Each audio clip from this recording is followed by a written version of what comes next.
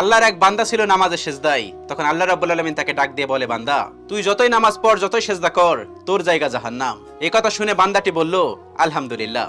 আল্লাহ তখন বলে, এই বান্দা, জাহান্নামের কথা শুনে কেউ আলহামদুলিল্লাহ কয়? বান্দা তখন বলে, আল্লাহ, জাহান্নামের মালিকও তুমি, জান্নাতের মালিকও তুমি। তুমি আল্লাহ খুশি হয়ে যদি আমাকে জাহান্নামও দাও, তাও আমার আপত্তি করার কোনো অধিকার নেই।